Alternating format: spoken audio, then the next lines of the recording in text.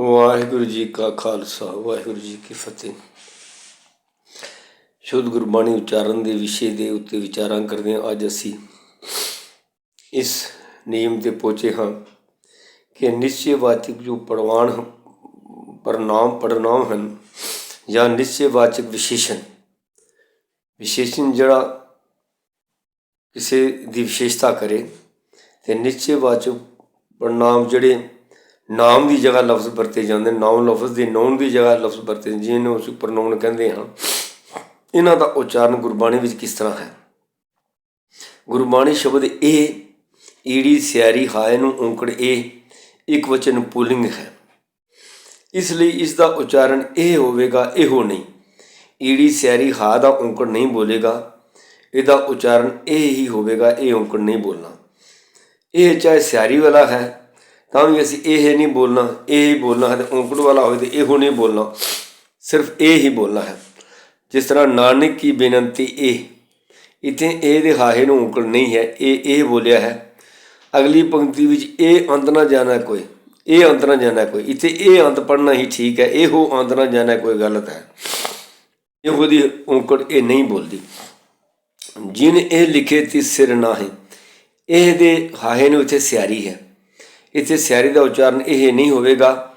ਜਿਨ ਇਹ ਲਿਖੇ ਤਿਸ ਸਿਰ ਨਾਹੀਂ ਹੀ ਸ਼ੁੱਧ ਉਚਾਰਨ ਹੈ। ਕਈ ਪਾਠੀ ਇਸ ਪੰਕਤੀ ਦੇ ਉਚਾਰਨ ਇਸ ਤਰ੍ਹਾਂ ਕਰਦੇ ਹਨ, ਉਹ ਵੇਖੈ ਉਹਨਾਂ ਨਜ਼ਰ ਨਾ ਆਵੈ ਬਹੁਤਾ ਇਹੋ ਵਿਡਾਨ, ਇਹ ਗਲਤ ਹੈ। ਉਹ ਵੇਖੈ ਉਹਨਾਂ ਨਜ਼ਰ ਨਾ ਆਵੈ ਬਹੁਤਾ ਇਹ ਵਿਡਾਨ ਸ਼ੁੱਧ ਪਾਠ ਹੈ। ਉਹ ਦੇ ਹਾਹੇ ਦੀ ਔਂਕੜ ਨਹੀਂ ਬੋਲਣੀ ਹੈ, ਇਹ ਦੇ ਹਾ ਦੀ ਔਂਕੜ ਨਹੀਂ ਬੋਲਣੀ ਹੈ। ਉਹ ਵੇਖੈ ਉਹਨਾਂ ਨਜ਼ਰ ਨਾ ਆਵੈ ਬਹੁਤਾ ਇਹ ਵਿਡਾਨ, ਇਹ ਹੀ ਸ਼ੁੱਧ ਪਾਠ ਹੈ। ਇਸ ਤਰ੍ਹਾਂ ਇਹ ਲਫ਼ਜ਼ ਜਿਸ ਤਰ੍ਹਾਂ ਈੜੀ ਸਿਆਰੀ ਹਾ ਔਂਕੜ ਇਹ, ਇਹਨੂੰ ਇਹ ਬੋਲਣਾ ਹੈ। ਈੜੀ ਸਿਆਰੀ ਹਾਹੇ ਔਂਕੜ ਇਹ ਵੀ ਇਹ ਬੋਲਣਾ ਹੈ। ਖੁੱਲ੍ਹਾ ਊੜਾ ਅਤੇ ਹਾ ਨੂੰ ਔਂਕੜ, ਇਸ ਨੂੰ ਉਹ ਨਹੀਂ ਬੋਲਣਾ, ਉਹ ਬੋਲਣਾ ਹੈ। ਇਹ ਸਿਆਰੀ ਵਾਲਾ ਜਿਹੜਾ ਹੈ ਇਹ ਬਹੁਵਚਨ ਹੈ, ਇਹ ਜਿਹੜਾ ਔਂਕੜ ਵਾਲਾ ਹੈ ਉਹ ਇੱਕ ਵਚਨ ਹੈ। ਇਹ ਸਿਆਰੀ ਹਾ ਔਂਕੜ ਇੱਕ ਵਚਨ ਹੈ। ਉਹ ਊੜਾ ਅਤੇ ਹਾ ਔਂਕੜ ਵਾਲਾ ਉਹ ਜਿਹੜਾ ਹੈ ਇਹ ਵੀ ਪੁਲਿੰਗ ਇੱਕ ਵਚਨ ਹੈ। ਇਸ ਤਰ੍ਹਾਂ ਇਹ ਵਿਆਕਰਨਿਕ ਨਿਯਮਾਂ ਅਨੁਸਾਰ ਅਰਥ ਕਰਨ ਵਿੱਚ ਸਹਾਇਤਾ ਕਰਦੇ ਨੇ। ਪੁਲਿੰਗ ਇੱਕ ਵਚਨ ਇੱਕ, ਈੜੀ ਸਿਆਰੀ ਕੱਕਾ ਇੱਕ ਵਚਨ ਹੈ, ਪੁਲਿੰਗ ਹੈ।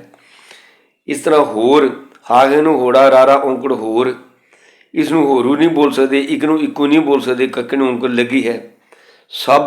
ਸਭ ਦੇ ਬੱਬੇ ਨੂੰ ਔਂਕੜ ਲੱਗੀ ਹੈ, ਇਸ ਨੂੰ ਅਸੀਂ ਸਭ ਹੀ ਬੋਲਦੇ ਹਾਂ, ਔਂਕੜ ਛੱਡਦੇ ਹਾਂ। ਅਵਰ ਐੜਾ ਬੱਬਾ ਰਾਰਾ ਔਂਕੜ ਅਵਰ, ਇਹ ਰਾਰੇ ਦੀ ਔਂਕੜ ਅਸੀਂ ਨਹੀਂ ਬੋਲਦੇ, ਅਵਰ ਹੀ ਬੋਲਦੇ ਹਾਂ। ਇਹ ਅਵਰ ਬੋਲਣਾ ਸ਼ੁੱਧ ਹੈ ਕਿਉਂਕਿ ਪੁਲਿੰਗ ਇੱਕ ਵਚਨ ਹੈ। ਇੱਕ ਵਚਨ ਇਸਤਰੀ ਲਿੰਗ ਹੈ, ਇੱਕ ਈੜੀ ਸਿਆਰੀ ਕੱਕਾ ਬਿਨਾਂ ਔਂਕੜ ਇੱਕ ਵਚਨ ਹੈ। ਇਸ ਨਾਲ ਹਾ ਹੋੜਾ ਰਾਰਾ ਹੋਰ ਬਿਨਾਂ ਔਂਕੜ ਦੇ ਰਾਰਾ, ਇਹ ਵੀ ਇੱਕ ਵਚਨ ਇਸਤਰੀ ਲਿੰਗ ਹੈ। ਸਭ ਇੱਕ ਵਚਨ ਇਸਤਰੀ ਲਿੰਗ ਹੈ ਬਿਨਾਂ ਔਂਕੜ। ਅਵਰ ਬਿਨਾਂ ਔਂਕੜ ਜਿਹੜਾ ਹੈ, ਰਾਰਾ ਜਿਹੜਾ ਹੈ, ਇਹ ਇੱਕ ਵਚਨ ਇਸਤਰੀ ਲਿੰਗ ਹੈ ਅਤੇ ਅਰਥ ਦੇਵੇਗਾ। ਗੁਰਬਾਣੀ 'ਚ ਤੁਸੀਂ ਪੰਕਤੀਆਂ ਵੀ ਜਾ ਕੇ ਵਿਚਾਰ ਕਰਕੇ ਦੇਖ ਲੈਣਾ। ਬਹੁਵਚਨ ਇੱਕ ਜਿਹੜਾ ਹੈ, ਕੱਕੇ ਨੂੰ ਸਿਆਰੀ ਵਾਲਾ ਇੱਕ ਜਿਹੜਾ ਹੈ, ਇਹ ਇੱਕ ਵਚਨ ਹੈ, ਬਹੁਵਚਨ ਹੈ, ਉਚਾਰਨ ਇੱਕ ਹੀ ਹੋਵੇਗਾ।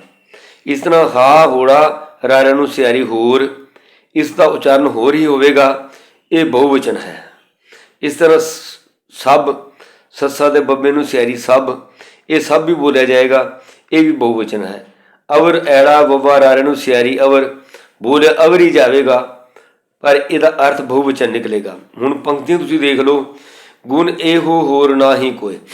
ਹੁਣ ਜਿੱਥੇ ਇਹੋ ਉਚਾਰਨ ਕਰਨਾ ਹੋਵੇ, ਔਂਕੜ ਦੀ ਤਰ੍ਹਾਂ ਦੀ ਆਵਾਜ਼ ਕੱਢਣੀ ਹੋਵੇ, ਇਹੋ ਉੱਥੇ ਹਾ ਉੱਪਰ ਹੋੜਾ ਹੁੰਦਾ ਹੈ। ਜਦੋਂ ਹਾ ਦੇ ਥੱਲੇ ਔਂਕੜ ਹੋਏਗਾ ਫਿਰ ਇਸ ਨੂੰ ਇਹੋ ਨਹੀਂ ਪੜ੍ਹਿਆ ਜਾ ਸਕਦਾ। ਇਹੋ ਪੜ੍ਹਨਾ ਹੁੰਦਾ, ਜਿੱਥੇ ਪੜ੍ਹਨ ਦੀ ਲੋੜ ਸੀ ਉੱਥੇ ਗੁਰੂ ਜੀ ਨੇ ਹਾਏ ਉੱਪਰ ਓੜਾ ਲਗਾਇਆ ਹੈ। ਗੁਣ ਇਹੋ ਹੋਰ ਨਾ ਹੀ ਕੋਈ, ਇੱਥੇ ਇਹੋ ਜਿਹੜਾ ਹਾ ਉੱਪਰ ਹੋੜਾ ਹੈ।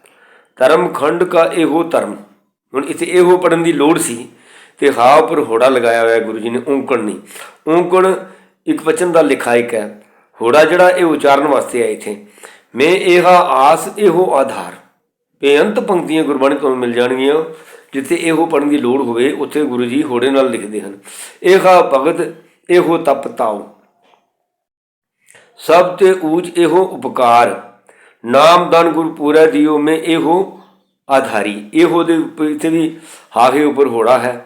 ਇੱਕ ਨਾ ਇਹੋ ਲਿਖਿਆ ਬਹਿ ਬਹਿ ਰੋਵੇਂ ਦੁੱਖ, ਇੱਥੇ ਵੀ ਇਹੋ ਦੇ ਹਾਏ ਉੱਪਰ ਹੋੜਾ ਹੈ। ਹੂਮੇ ਇਹੋ ਹੁਕਮ ਹੈ ਪਿਆ ਕਿਰਤ ਫਰਾਏ, ਇੱਥੇ ਵੀ ਦੇਖ ਲਓ ਇਹੋ ਦੇ ਹਾਏ ਉੱਪਰ ਹੋੜਾ ਹੈ।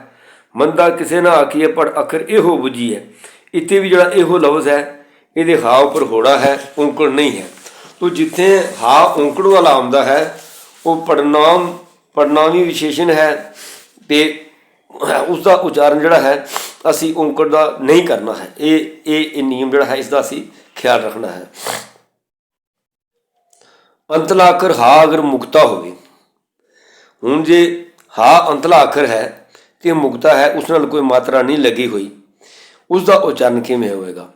ਇਹਦੇ ਵਿੱਚ ਇੱਕ ਨਿਯਮ ਹੈ ਕਿ ਆਖਰੀ ਅੱਖਰ ਹਾ ਹੋਵੇ ਮੁਕਤਾ, ਅਤੇ ਉਹਦੇ ਪਿਛਲਾ ਜਿਹੜਾ ਅੱਖਰ ਹੈ ਅਗਰ ਉਹਦੇ ਨਾਲ ਔਂਕੜ ਸਿਹਾਰੀ ਲਾਮ ਕੁਛ ਲੱਗਾ ਹੈ ਅਤੇ ਫਿਰ ਅਸੀਂ ਹਾ ਨੂੰ ਵੱਖਰਾ ਕਰਕੇ ਪੜ੍ਹਾਂਗੇ। ਜੇ ਹਾ ਨੂੰ ਕੋਈ ਔਂਕੜ ਸਿਹਾਰੀ ਵਗੈਰਾ ਕੁਝ ਲੱਗਾ ਹੋਵੇ, ਮੁਕਤਾ ਨਾ ਹੋਵੇ, ਫਿਰ ਹਾ ਨੂੰ ਅਸੀਂ ਨਿਖੇੜ ਕੇ ਬਾਕੀ ਸ਼ਬਦ ਨਾਲ ਨਹੀਂ ਪੜ੍ਹ ਸਕਦੇ। ਜਿਸ ਤਰ੍ਹਾਂ ਪੁਰਖਾਂ ਬਿਰਖਾਂ ਤੀਰਥਾਂ ਤੱਟਾਂ ਮੇਘਾਂ ਖੇਤਾਂ, ਇੱਥੇ ਖੇਤਾਂ ਦਾ ਜਿਹੜਾ ਸਰੂਪ ਹੈ ਉਹ ਹੈ ਖੱਖੇ ਨੂੰ ਲਾਮ ਤੱਤਾ ਕੰਨਾ ਬਿੰਦੀ ਅਤੇ ਹਾ। ਇੱਥੇ ਖੇਤ ਹਾਂ ਪੜ੍ਹਨਾ ਗਲਤ ਹੈ, ਖੇਤ ਹਾਂ ਹਾ ਵੱਖਰਾ ਬੋਲਣਾ ਗਲਤ ਹੈ। ਇਹਦਾ ਉਚਾਰਨ ਹੋਗਾ ਖੇਤਾਂ ਅਤੇ ਹਾ ਅੱਧਾ ਜਿਹਾ ਹਾ ਬੋਲਿਆ ਜਾਏਗਾ, ਖੇਤਾਂ ਮਾਣੋ ਇਸ ਤਰ੍ਹਾਂ ਬੋਲਿਆ ਜਾਏਗਾ ਜਿਵੇਂ ਹਾ ਲੱਗਾ ਹੀ ਨਹੀਂ ਹੈ, ਅਤੇ ਖੱਕੇ ਨੂੰ ਲਾਮ ਤੱਤਾ ਕੰਨਾ ਬਿੰਦੀ ਹੈ ਖੇਤਾਂ, ਇਸ ਤਰ੍ਹਾਂ ਪੜ੍ਹਿਆ ਜਾਣਾ। ਇਸ ਤਰ੍ਹਾਂ ਪੁਰਖਾਂ ਬਿਰਖਾਂ ਤੀਰਥਾਂ ਤੱਟਾਂ, ਜਿਸ ਤਰ੍ਹਾਂ ਇਹ ਬਾਕੀ ਬੋਲੇ ਗਏ ਪੁਰਖਾਂ ਬਿਰਖਾਂ ਤੀਰਥਾਂ ਤੱਟਾਂ ਮੇਘਾਂ, ਇਸ ਤਰ੍ਹਾਂ ਹੀ ਖੇਤਾਂ ਵੀ ਬੋਲਿਆ ਜਾਏਗਾ। ਹਾਲੇ ਖੇਤਾਂ ਦੇ ਅੱਗੇ ਹਾ ਲਗਾ ਕੇ ਦੱਸਿਆ ਹੋਇਆ ਕਿ ਇਹ ਹਾ ਜਿਹੜਾ ਹੈ ਪੂਰਨ ਉਚਾਰਨ ਨਹੀਂ ਹੁੰਦਾ। ਆਖਰੀ ਜਿਹੜਾ ਹਾ ਹੈ ਬਹੁਤ ਹਲਕੀ ਜਿਹੀ ਆਵਾਜ਼ ਦਿੰਦਾ ਹੈ, ਇਸ ਨੂੰ ਪੂਰਾ ਖੇਤਾਂ ਕਰਕੇ ਪੜ੍ਹਨਾ ਜਿਹੜਾ ਹੈ ਇਹ ਅਸ਼ੁੱਧ ਨਹੀਂ ਹੈ।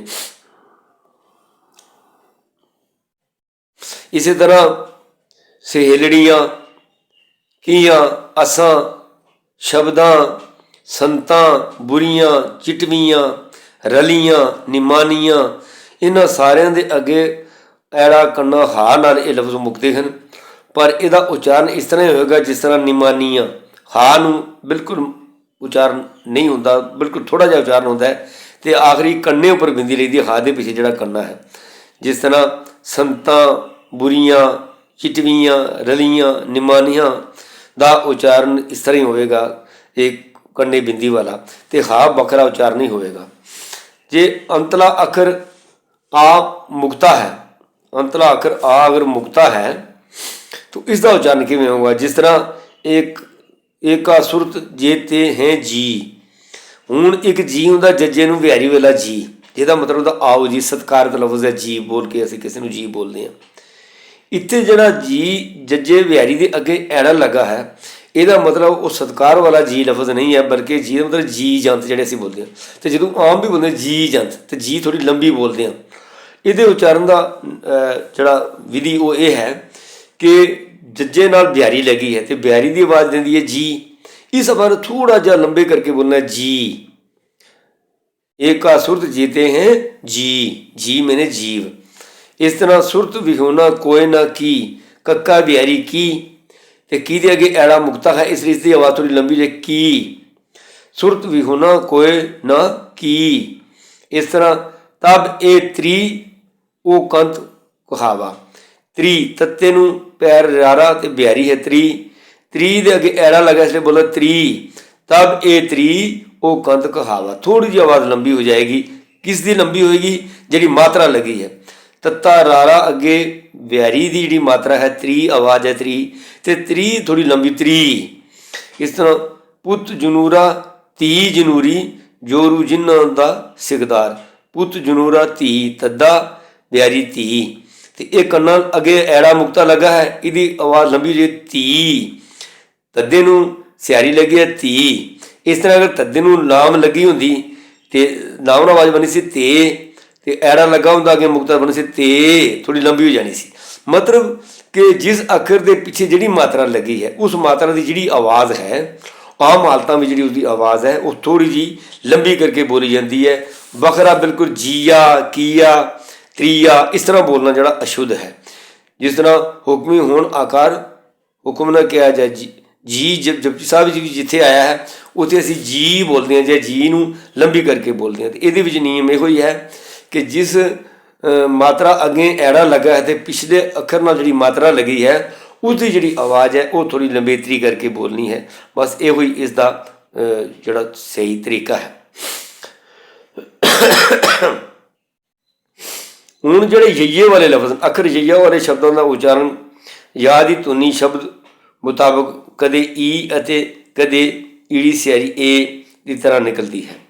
ਜਿਸ ਤਰ੍ਹਾਂ ਦੱਦਾ ਔਂਕੜ ਯਈਆ ਵਿਆਰੀ, ਇਹਦਾ ਉਚਾਰਨ ਦੁਈ ਹੋਏਗਾ, ਦੁਈ। ਦੱਦਾ ਅਤੇ ਯਈਆ ਮੁਕਤਾ, ਇਹਦਾ ਉਚਾਰਨ ਹੋਏਗਾ ਦੇਈ। ਦੱਦਾ ਔਂਕੜ ਯਈਆ ਕੰਨਾ, ਇਹਦਾ ਹੋਏਗਾ ਦੁਈਆ, ਦੁਈਆ। ਤੱਤਾ ਹੋੜਾ ਯਈਏ ਨੂੰ ਉੱਪਰ ਟਿੱਪੀ, ਇਹਦਾ ਉਚਾਰਨ ਹੋਇਆ ਤੋਇੰਗ। ਕੱਕਾ ਕੰਨਾ ਜਾਂ ਯਈਆ ਕੰਨਾ, ਇਹਦਾ ਉਚਾਰਨ ਹੋਏਗਾ ਕਾਇਆ। ਦੱਦਾ ਯਈਆ ਔਂਕੜ, ਇਹਦਾ ਉਚਾਰਨ ਹੋਏਗਾ ਦੇਈ। ਦੱਦਾ ਯਈਏ ਨੂੰ ਸਿਆਰੀ, ਇਹਦਾ ਉਚਾਰਨ ਵੀ ਦੇਈ। ਤੱਤੇ ਨੂੰ ਔਂਕੜ ਯਈਏ ਉੱਪਰ ਟਿੱਪੀ ਤੁਅੰਗ। ਇਸ ਤਰ੍ਹਾਂ ਪੱਬਾ ਯਈਆ ਕੰਨਾ, ਇਹਦਾ ਉਚਾਰਨ ਹੋਏਗਾ ਪਈਆ, ਯਈਏ ਉੱਪਰ ਦਬਾ ਕੇ ਬੋਲਿਆ ਜਾਏਗਾ ਪਈਆ। ਮੰਮਾ ਔਂਕੜ ਯਈਏ ਨੂੰ ਲਾਮ ਮੁਈਏ। ਇਸ ਤਰ੍ਹਾਂ ਦੱਦਾ ਯਈਏ ਨੂੰ ਦਲਾਮ ਦੇਈਐ। ਦੱਦਾ ਔਂਕੜ ਯਈਏ ਨੂੰ ਦਲਾਮ ਦੁਈਐ, ਦੱਦਾ ਔਂਕੜ ਤੇ ਯਈਏ ਨੂੰ ਦਲਾਮ ਦੁਈਐ। ਪੱਪਾ ਕੰਨਾ ਯਈਆ ਉੱਪਰ ਟਿੱਪੀ ਪਾਇੰਗ। ਪੱਬਾ ਯਈਆ ਕੰਨਾ ਪਈਆ। ਮੰਮਾ ਯਈਆ ਹਾਹਾ ਮਿਆਹ। ਤੋ ਇਹ ਉਚਾਰਨ ਜਿਹੜੇ ਨੇ ਇਸ ਤਰ੍ਹਾਂ ਦੇ ਉਚਾਰਨ ਨੇ ਯਈਏ ਵਾਲੇ ਲਫ਼ਜ਼ਾਂ ਦੇ। ਤੋ ਜਿਸ ਤਰ੍ਹਾਂ ਹੁਣ ਇੱਕ ਤੀਜਾ ਪਈਆ ਭਾਬੀ ਬੇਗ, ਪਈਆ ਪੱਬਾ ਯਈਆ ਕੰਨਾ ਲਿਖਿਆ ਹੈ, ਇਹਦਾ ਉਚਾਰਨ ਤੀਜਾ ਪਈਆ ਭਾਬੀ ਬੇਗ। ਸੰਗ ਨਾ ਕੋਈ ਪਈਆ ਬੇਬਾ, ਜਿਸ ਤਰ੍ਹਾਂ ਪਈਆ ਥੱਲੇ ਪੂਰਾ ਲਿਖਿਆ ਹੈ, ਪੱਬਾ ਈੜੀ ਵੈਰੀ ਐੜਾ ਕੰਨਾ ਪਈਆ ਲਿਖਿਆ ਹੈ, ਪਰ ਜਿੱਥੇ ਪੱਬਾ ਯਈਆ ਕੰਨਾ ਲਿਖਿਆ ਹੈ ਉੱਥੇ ਪਿਆ ਉਚਾਰਨ ਨਹੀਂ ਹੋਣਾ, ਉੱਥੇ ਪਈਆ ਹੀ ਉਚਾਰਨ, ਤੀਜੇ ਪਈਆ ਭਾਬੀ ਬੇਗ। ਜਿਸ ਤਰ੍ਹਾਂ ਸਵਈਏ, ਸੱਸਾ ਬੱਬਾ ਯਈਏ ਨੂੰ ਲਾਮ ਹੈ ਲੇਕਿਨ ਉਚਾਰਨ ਵੀ ਹੋਵੇਗਾ ਸੱਸਾ ਬੱਬਾ ਈੜੀ ਵੈਰੀ ਈੜੀ ਨੂੰ ਲਾਮ ਦੀ ਤਰ੍ਹਾਂ ਸਵਈਏ। ਸੱਸਾ ਬੱਬਾ ਯਈਆ ਲਾਮ ਵਾਲਾ ਵੀ ਸਵਈਏ ਹੀ ਪੜ੍ਹਿਆ ਜਾਵੇਗਾ, ਜਿਵੇਂ ਸੱਸਾ ਬੱਬਾ ਈੜੀ ਵੈਰੀ ਅਤੇ ਈੜੀ ਲਾਮ ਨੂੰ ਸਵਈਏ ਪੜ੍ਹਦੇ ਹਨ, ਇਸ ਤਰ੍ਹਾਂ ਇਹ ਵੀ ਪੜ੍ਹਿਆ ਜਾਏਗਾ। ਇੱਕ ਹੋਰ ਲਫ਼ਜ਼ ਹੈ ਸੁਨ ਮੋਹੇ ਅਨਖਤ ਬੈਨ। ਇੱਥੇ ਬੈਨ ਬੱਬੇ ਨੂੰ ਦਲਾਮੀ ਲੱਗੀ ਅਤੇ ਨੰਨਾ ਹੈ ਬੈਨ, ਲੇਕਿਨ ਬੈਨ ਅਤੇ ਨੈਨ ਇਸ ਤਰ੍ਹਾਂ ਲਿਖਿਆ ਨੰਨਾ ਯਈਆ ਅਨਾਨੇ ਨੂੰ ਸਿਆਰੀ, ਬੱਬਾ ਯਈਆ ਅਨਾਨੇ ਨੂੰ ਸਿਆਰੀ। ਇੱਥੇ ਵੀ ਨਯਨ ਬੈਨ ਨਹੀਂ ਪੜ੍ਹਨਗੇ, ਨੈਨ ਬੈਨ ਹੀ ਪੜ੍ਹਿਆ ਜਾਏਗਾ। ਇੱਥੇ ਵੀ ਨੈਨ ਬੈਨ ਹੀ ਪੜ੍ਹਿਆ। ਨਯਨ ਅਤੇ ਬੈਨ ਪੜ੍ਹਨਾ ਜਿਹੜਾ ਹੈ ਇਹ ਅਸ਼ੁੱਧ ਹੈ, ਇਹ ਸ਼ੁੱਧ ਪਾਠ ਨਹੀਂ ਹੈ। ਵਾਹਿਗੁਰੂ ਜੀ ਕਾ ਖਾਲਸਾ, ਵਾਹਿਗੁਰੂ ਜੀ ਕੀ ਫਤਿਹ।